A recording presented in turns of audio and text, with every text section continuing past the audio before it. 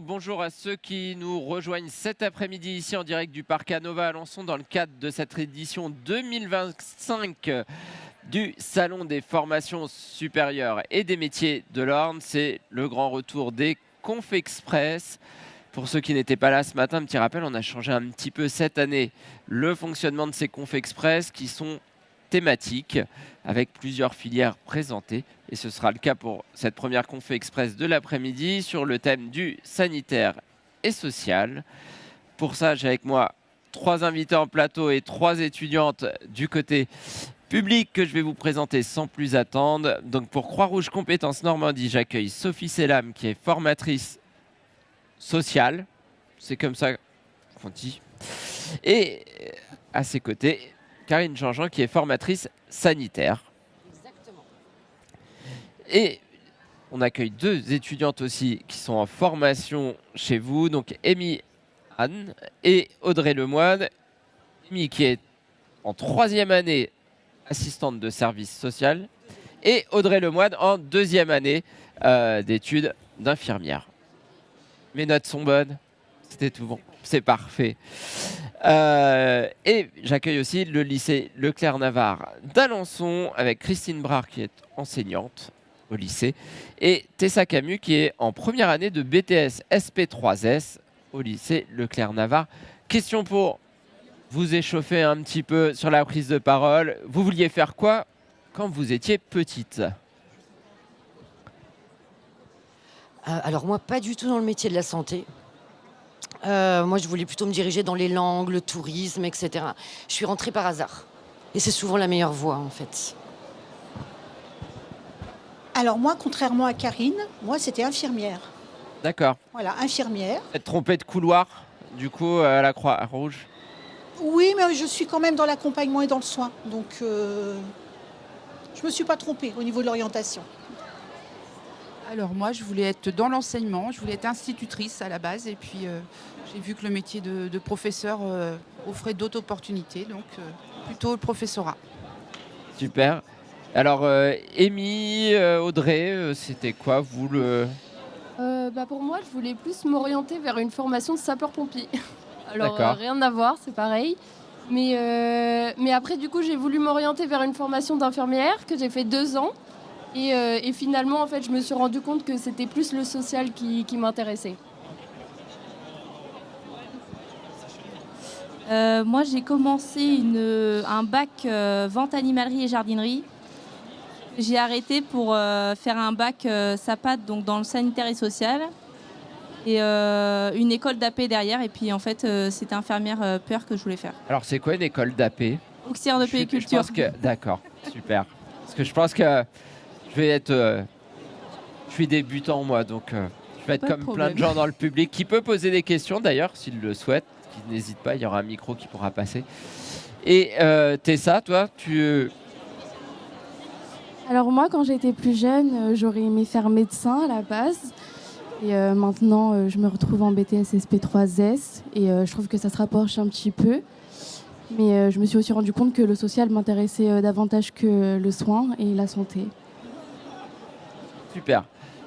Donc maintenant, je vais vous donner lecture parce que j'ai demandé un peu d'aide cette année à une intelligence artificielle pour m'aider et qui m'a donné une définition des métiers à la fois de la santé et des métiers du social. En une ligne, c'est toujours un peu plus que ce que je lui ai demandé, mais vous me direz après si vous êtes d'accord. Pour les métiers de la santé, on m'a dit que ça regroupait les professions dédiées à la prévention, au diagnostic, au traitement et à la réadaptation des maladies ou blessures comme médecin, infirmier, kinésithérapeute ou pharmacien. Alors Karine, qu'en pensez-vous ? Alors rien n'est faux dans ce que vous venez de dire, Il manque des choses. mais énormément de choses. Ah, C'est-à-dire que là, en fait, ce que c'est ChatGPT, c'est là. c'est ça. Mistral. C'est Mistral AI, C'est on reste Mistral. français. En tout cas, ce que Mistral AI a pu donner, c'est vraiment une vision assez restreinte, c'est-à-dire l'accompagnement des personnes qui sont en situation de besoin de soins, c'est-à-dire dont la santé est altérée. En fait, les dimensions infirmières, elles vont vraiment au-delà. Si on prend par exemple l'exemple de l'infirmière scolaire, être adolescent ou enfant n'est pas une maladie en soi. Ok. J'espère. Non, même s'il peut y avoir des troubles de comportement. En tout cas, ce n'est pas une maladie en soi. C'est-à-dire que vraiment, la santé, c'est dans toutes les dimensions de l'humain, dans tous les âges de la vie, mais aussi l'accompagnement des gens dans la santé, pour faire en sorte justement qu'il n'ait pas besoin de soins dans une situation de maladie. Donc on va un petit peu plus loin que ça.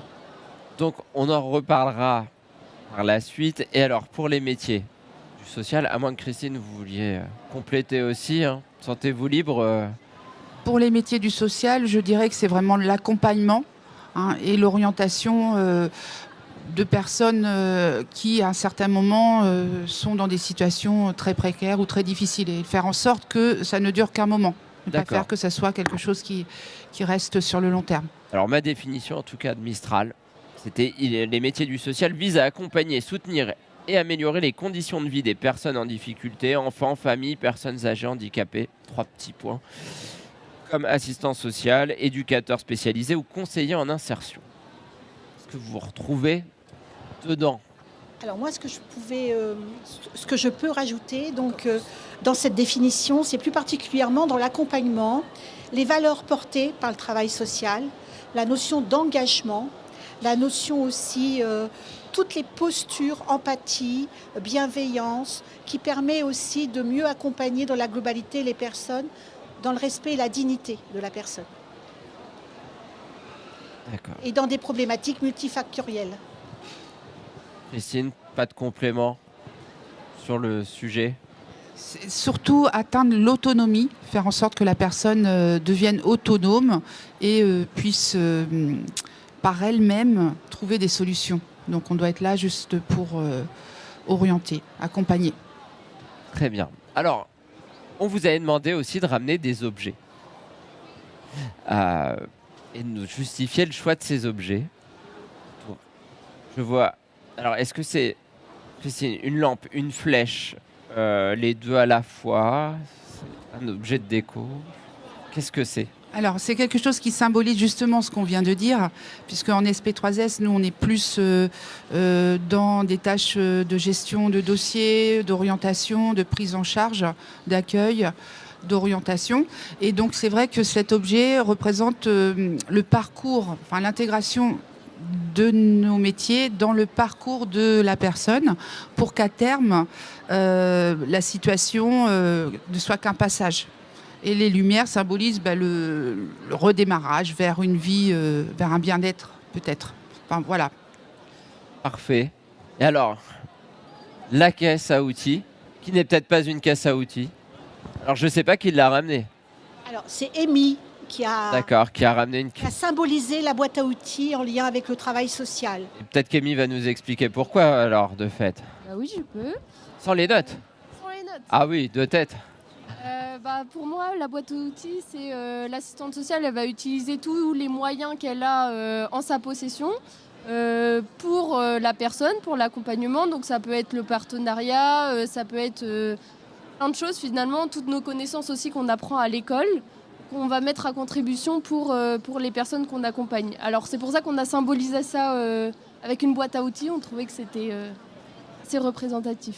Super, comme quoi il n'y avait pas besoin des notes. Et pendant que tu as le micro, je vais en profiter. Oui.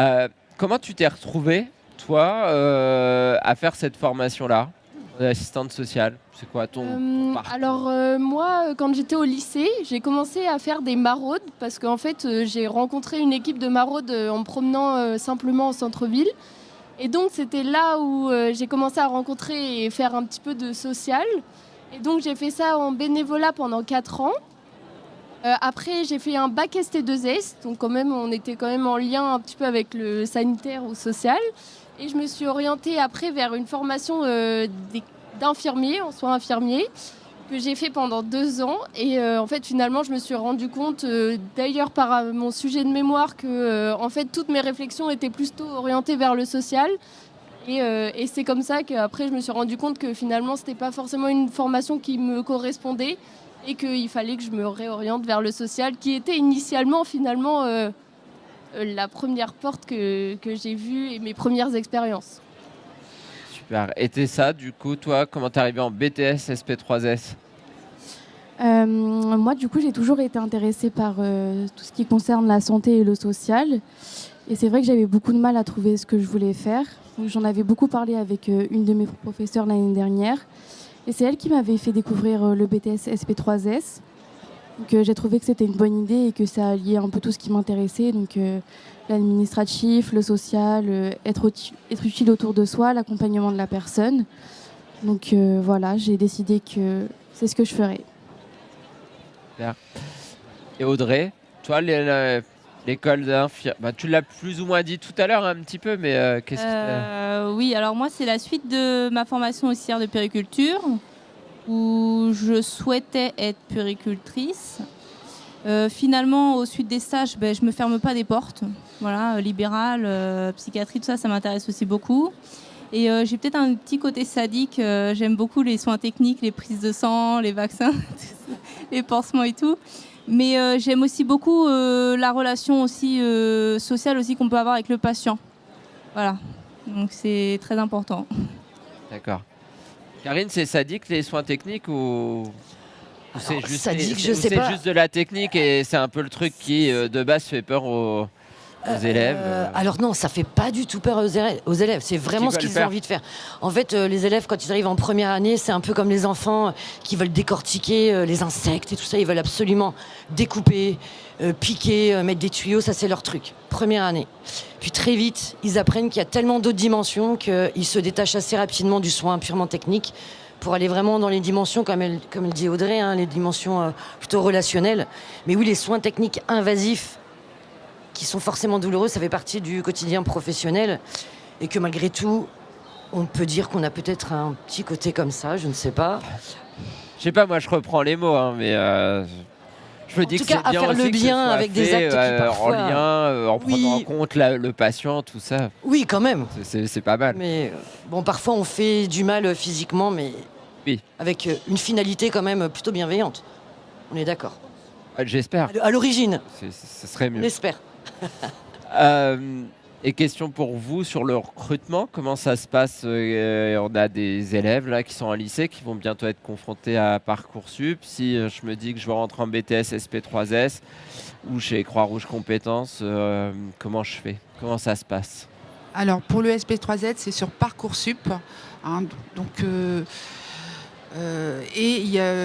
nous, on sélectionne ensuite les dossiers, on va les classer simplement. Et pour le classement, c'est les moyennes, bien sûr. On fait beaucoup attention aux français et aux matières professionnelles, puisqu'on a beaucoup d'élèves de bac pro aussi qui s'ouvrent sur ces formations. Et également, dans la lettre de motivation, c'est les expériences dans notre domaine. Et montrer qu'on fait preuve d'empathie. Ce mot-là est vraiment central pour nous. Donc c'est important de rappeler que la lettre de motivation, elle compte quand même dans le choix. Elle est lue. Alors, c'est pas vraiment une lettre, c'est vrai, c'est plutôt un petit développement. Mais on voit aussi déjà si la personne s'est imprégnée du domaine et quels sont les points communs avec notre formation, bien sûr. Le choix des stages, par exemple, pour des jeunes qui seraient issus de bac pro, il va être important. Ça va conditionner un petit peu ou... Oui, faire des stages dans les structures dans lesquelles on va travailler, c'est toujours un plus. Mais ce ne sera peut-être pas ça primordial. C'est plus la motivation qui ressort, la façon dont on va s'adapter et la prise en compte des difficultés des personnes. Pour la formation soins infirmiers, c'est aussi via Parcoursup. Alors on met fin à une légende urbaine de suite. Oui, les dossiers Parcoursup sont lus. Un par un, décortiqués un par un. On fait un peu, je vais dire un peu fi des notes. Alors je mets un bémol.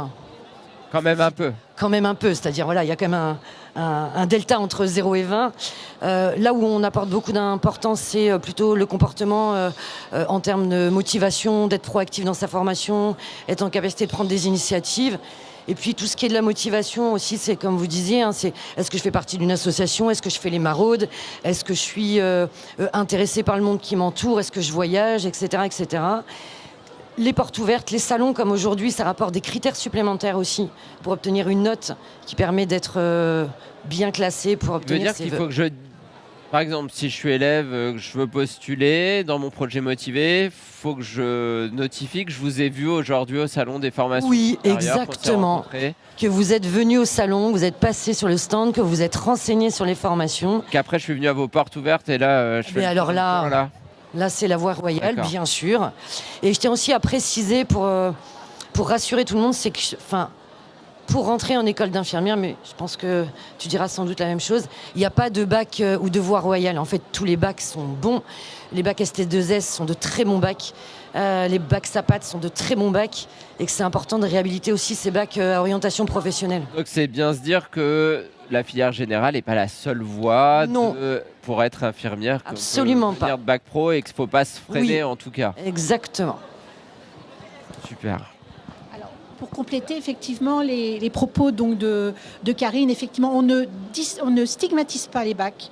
On a tout à fait des bacs généraux au même titre qu'on a des bacs professionnels. Et les bacs professionnels, on a aussi des périodes d'alternance qui permettent aussi d'identifier chez les futurs étudiants leur curiosité, déjà un début de construction de leur professionnalité, leurs attentes, leur motivation professionnelle.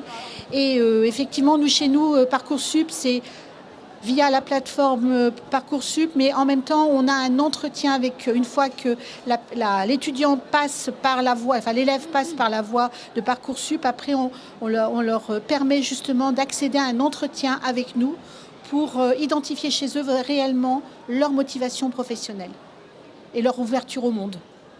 D'accord. Pas d'entretien? Vous ne rencontrez pas les... Pour les infirmiers, non, sauf pour nos étudiants qui rentrent en formation professionnelle continue. Je pense aux anciens aides-soignants, aux futurs anciens aides-soignants, qui vont donc passer plutôt par la formation professionnelle continue, qui, eux, par contre, pour pouvoir rentrer, vont devoir faire un écrit professionnel et passer devant un jury pour un oral de motivation. D'accord. Je vais me tourner vers les étudiantes. Parce que vous avez été prise, vous avez fait Parcoursup, tout ça. Vous êtes arrivé dans la formation. Est-ce qu'il y a des choses qui vous ont surprise dans votre formation? Des choses un peu inattendues, vous vous dites, ça je ne l'avais pas vu venir, du type une prise de sang dès le 3e jour, je ne sais pas. J'ai pas fait de prise de sang le 3e Non, jour. Non, parce que mon premier stage, il était en néonat. Et en néonat, c'est assez délicat pour une première année de faire des prises de sang ou des soins techniques. Moi, qu'est-ce qui m'a surpris quand je suis arrivée dans la formation? Peut-être c'est de savoir tout ce qu'on peut faire après avoir le métier d'infirmier, l'évolution qu'il y a derrière, tous les postes qui sont disponibles, et puis aussi le fait qu'on ait une licence aussi soins, sciences du soin. Du coup, ça, je ne savais pas du tout, et on peut faire des passerelles avec. Et elle ouvre quoi cette licence de soins? Il y a des passerelles sur d'autres corps de métier. Je crois qu'il y a le kiné. Après, master aussi, je crois. Après, je sais pas trop. Moi, c'est pas trop la passerelle. Elle m'intéresse. Dans ce cas-là, je crois qu'on peut appeler Karine à la rescousse, a priori. Alors, elle donne quoi, Karine, la licence de soins? On a du temps. Non, pas trop, non. Non, je vais réduire. Alors, effectivement, je vais dire la double diplomation.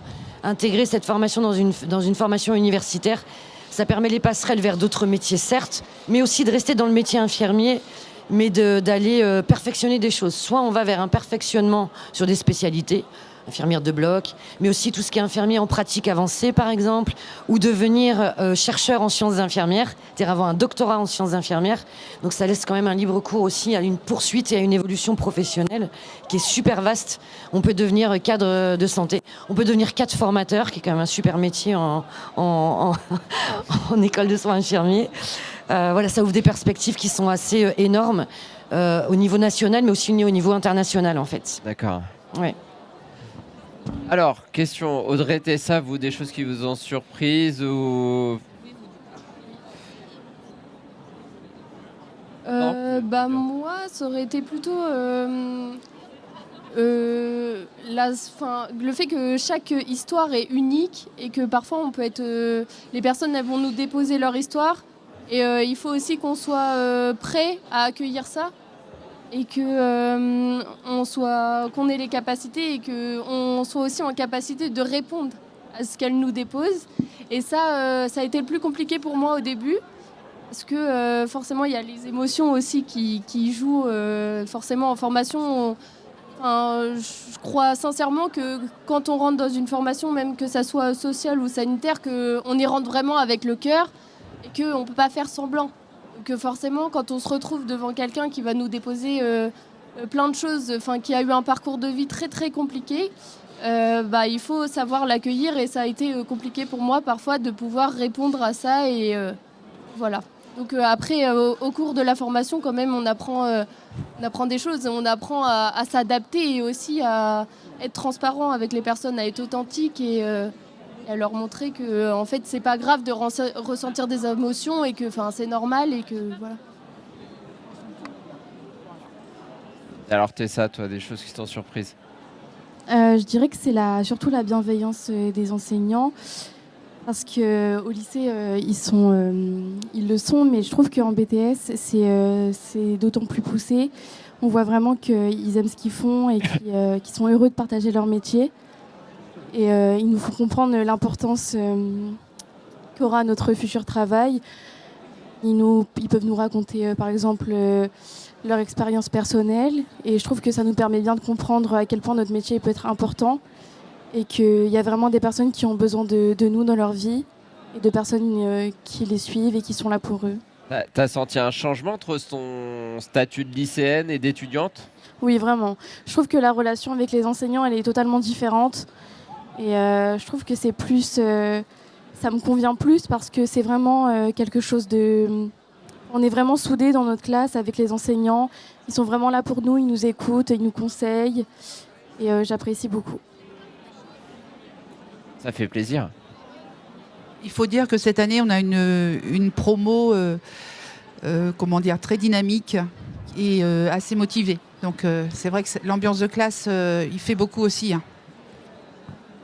Alors, est-ce que dans le public, il y aurait des questions parmi les spectateurs, spectatrices? Sinon, je vais passer à la partie un peu moins sympathique de notre moment, avec les idées reçues de l'intelligence artificielle sur les métiers de la santé et du social.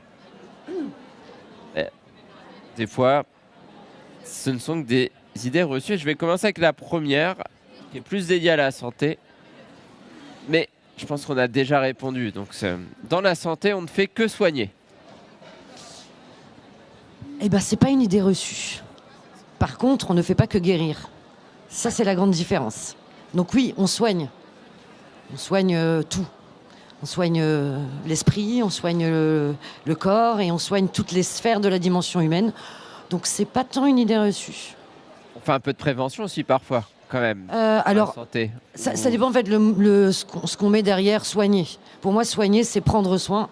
Donc prendre soin, c'est prévenir ce qui pourrait arriver. Ouais. D'accord. Donc c'est plutôt pas mal.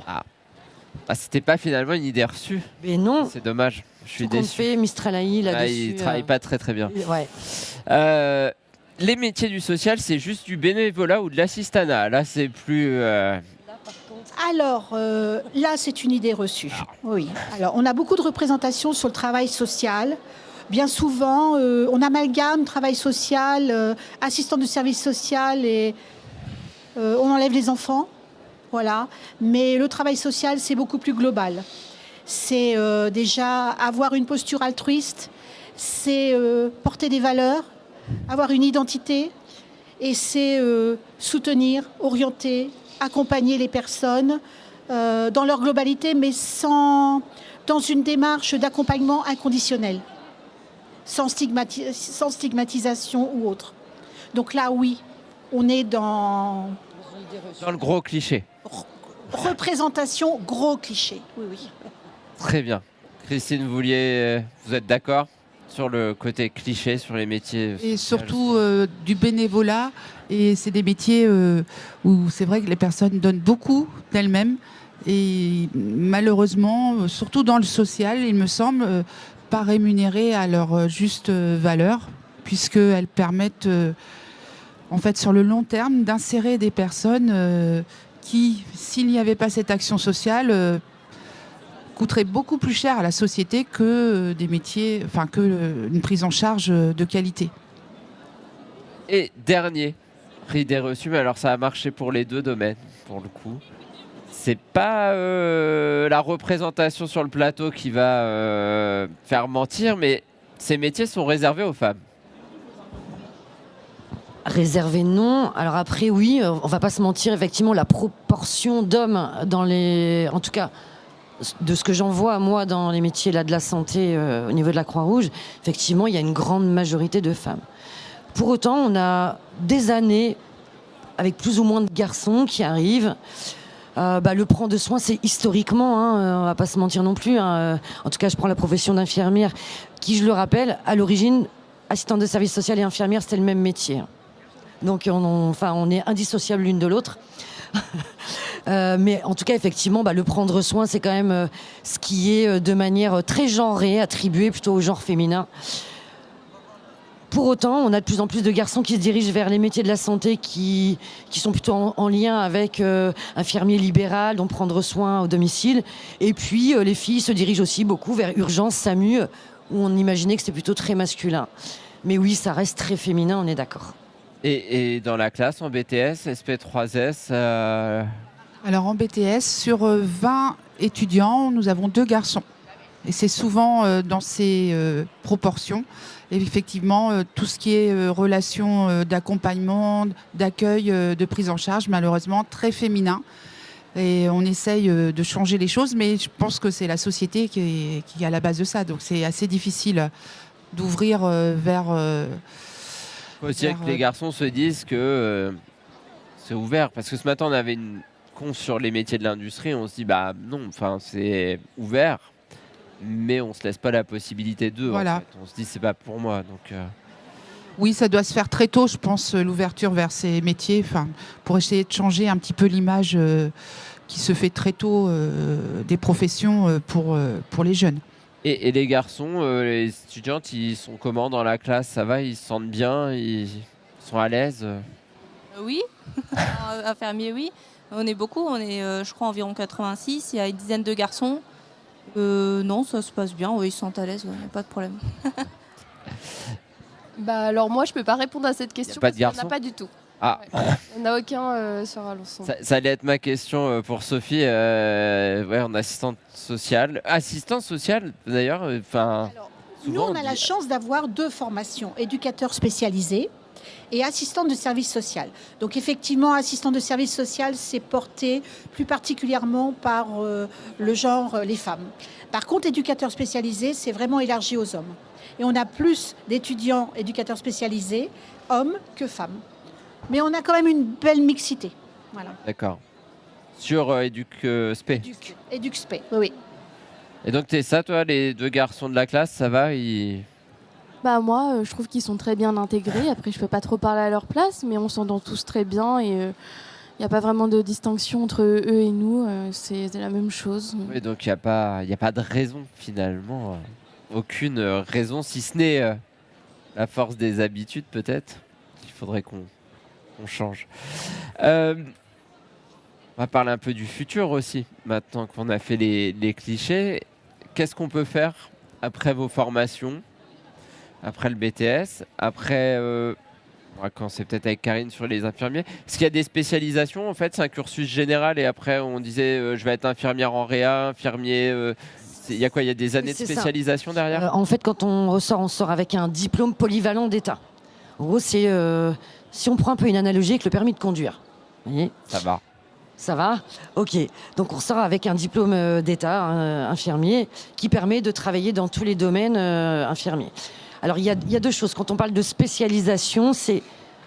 Quand vous parlez de la réanimation, par exemple, on est plutôt dans un domaine d'expertise, où on va avoir besoin d'expérience, etc. Par contre, la spécialisation, je pense à infirmier de bloc, infirmier anesthésiste ou puéricultrice. Donc là, par contre, ça demande une continuité dans les études. C'est 2 choses un petit peu différentes. Et ce que je disais tout à l'heure, avec une évolution jusqu'au master, doctorat, là, il y a un panel extrêmement large et les passerelles vers d'autres formations universitaires, médecins, maïeuticiens, etc. Souvent, c'est quoi? C'est les périodes de stage qui vont déclencher une envie, peut-être ou... Oui, très couramment. Alors, il y a des étudiants qui changent de projet professionnel à chaque stage. C'est-à-dire qu'à chaque stage, ça devient le projet pro. Parce que le stage était tellement bien que c'est ça que je veux faire. D'autres qui ont une ligne directrice du jour de la rentrée jusqu'au jour du diplôme. Et puis des étudiants qui vont jusqu'au diplôme en ne sachant pas exactement ce qu'ils ont envie de faire et qui sont ouverts à tout. Donc en fait, le projet professionnel, c'est d'être infirmier et après ça s'affine un petit peu au fil de l'eau, quoi. Alors pour les métiers du social, donc comme c'est grade licence, effectivement il y a la possibilité, une grande ouverture vers la masterisation, donc master dans le social, géronto, mais aussi les CAFERUIS, enfin d'autres projets professionnels pour être directeur ou chef de service dans une institution. D'accord. Donc il y a un panel, ou formateur aussi. Et après le BTS? Alors, en BTS SP3S, on a l'accès aux licences pro en 3e année directement. D'ailleurs, il y a l'IT de Damigny qui nous prend des étudiants en management des structures médico-sociales responsables de secteur. Et on a plein d'autres licences. On a même des sciences de l'éducation pris directement en 3e année de faculté, ce qui est vraiment un grand débouché. Et ensuite, les masters. On incite à poursuivre vers des masters pour avoir des fonctions de cadre pour les étudiants qui ont un bon niveau et qui ont envie de poursuivre les études. Parce que ce qui est difficile, c'est les moyens pour poursuivre les études. Ça, c'est compliqué au niveau financier, malheureusement. Je vais peut-être demander à Amy, parce que toi, ton cursus, il se termine. C'est pour toi que ça va se terminer le plus vite maintenant? Tu t'es déjà projeté sur ce que tu allais faire l'an prochain, sur les envies que tu pouvais avoir? Oui, alors déjà, si je m'arrête à la formation de 3e année, à la fin de la formation, là, je m'orienterai peut-être vers un service accompagnant les sans-abri. D'accord.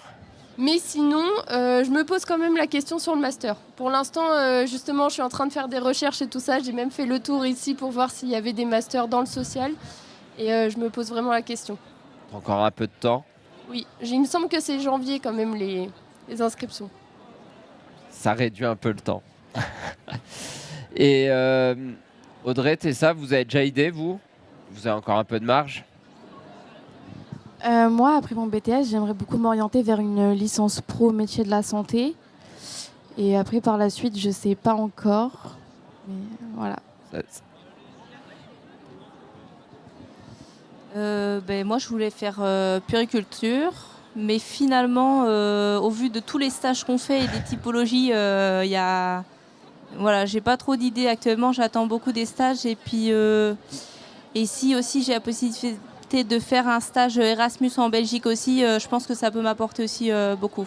Ah, c'est précis, c'est en Belgique? Oui, parce que je parle pas anglais, donc je pars en Belgique.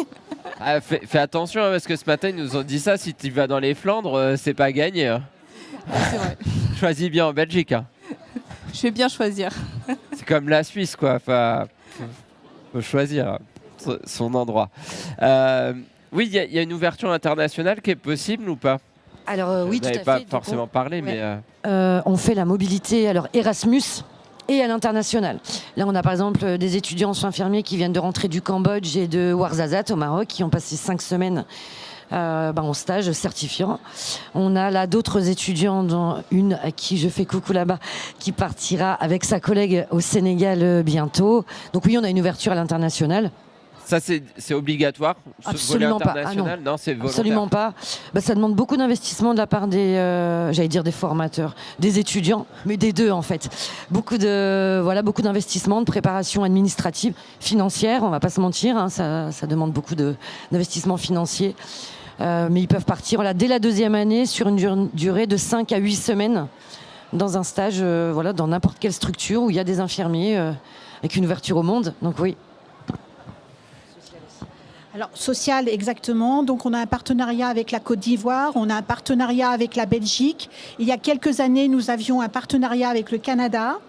Voilà, donc Erasmus aussi. Donc, effectivement, c'est un investissement pour les étudiants, parce qu'ils doivent construire leur pré-projet. Et puis toute une préparation en lien, administrative, et puis administrative, et puis éviter, bien évidemment, dans le cadre des pays où les conditions géopolitiques sont difficiles, de ne pas envoyer nos étudiants, bien évidemment, dans des territoires qui craignent un petit peu. Mais oui, international Erasmus, bien évidemment. Et au lycée Erasmus, peut-être? Oui, des stages à l'étranger aussi? Possibilité de faire des stages à l'étranger avec un tuteur, donc pas de problème. Ça marche. On va bientôt clore. On va parler un peu d'employabilité aussi quand même, parce que c'est la finalité. On se forme pour pouvoir travailler. Est-ce qu'il y a des besoins dans le domaine? Est-ce que les diplômés chez vous, ils trouvent rapidement un emploi?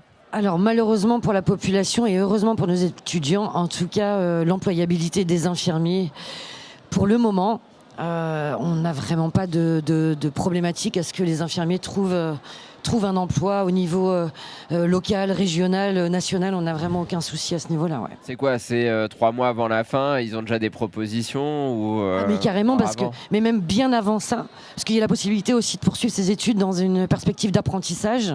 Donc de signer un contrat d'apprentissage avec des établissements.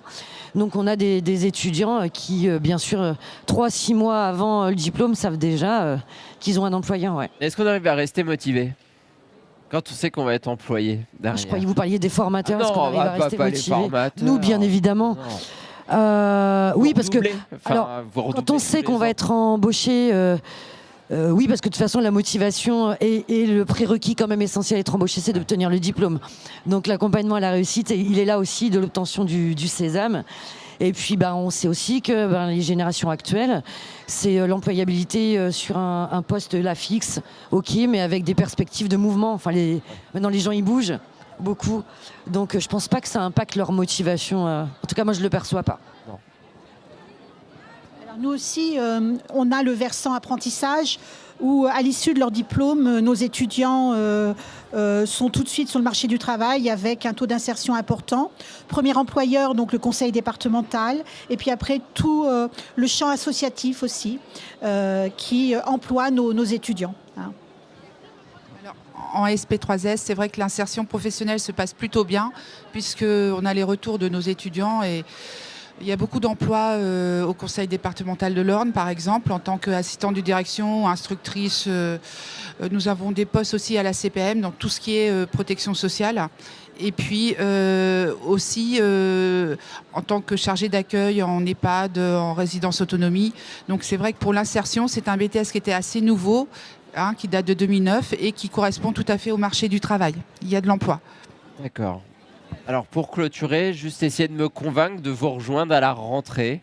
Vous avez quelques secondes pour éventuellement faire en sorte que mon vœu Parcoursup, par exemple... Pourquoi chez nous? Alors je dirais... en fait, on a l'avantage d'être une structure à dimension humaine. Moi, je trouve ça super important. C'est-à-dire que les promotions sont suffisamment restreintes pour qu'on puisse, au vu du nombre de formateurs, pouvoir accompagner de manière très individuelle les apprenants. Et sans les désavantages d'une petite structure, avec les possibilités d'ouverture. Voilà, si je devais dire qu'on a des avantages partout, en fait, je crois qu'on peut le dire comme ça. Pas de défaut. Ah, c'est bien. On Non. les dira pas, on les dira pas. Non, on n'en a pas. Alors, nos étudiants sont les meilleurs ambassadeurs. Et qu'est-ce qu'ils peuvent dire lors des portes ouvertes? Venez à la Croix-Rouge, parce qu'en fait, on a un accompagnement bienveillant et de proximité. Bon. Tout ce qu'on peut dire. Ah ben, c'est... Donc, porte ouverte le 31 janvier prochain. Ah, c'est bien. Je n'aurais même pas besoin de le dire et de le demander. Alors, pour nous, le BTS, c'est plutôt une alternative pour des jeunes qui n'iraient pas directement en faculté. Donc, ces 2 ans permettent un suivi à petite échelle, en fait, puisqu'on est des classes quand même de 20 étudiants. Et donc, ça permet d'avoir un suivi assez rapproché de l'étudiant pour obtenir l'examen sans difficulté. Je pense que c'est ça l'atout. Et puis, c'est vrai, comme c'est un nouveau BTS, il correspond au marché du travail. Même si il a été revu il y a 2 ans d'ailleurs, 2-3 ans. Parfait. Il va me rester à vous remercier. Si les jeunes, les familles ont des questions, bien évidemment, donc il y a les portes ouvertes. Ce sera le cas aussi au lycée Leclerc-Navarre. Il y a jusqu'à 16h30 pour venir vous rencontrer cet après-midi ici au Parc Canova. Je suppose que sinon, on peut vous retrouver sur Internet. Un grand merci à toutes les 3. Ici, à ma droite et à ma gauche, finalement. Cette table ronde se termine. On se retrouve d'ici 15 minutes avec la dernière Conf Express autour des métiers du tertiaire. À tout de suite.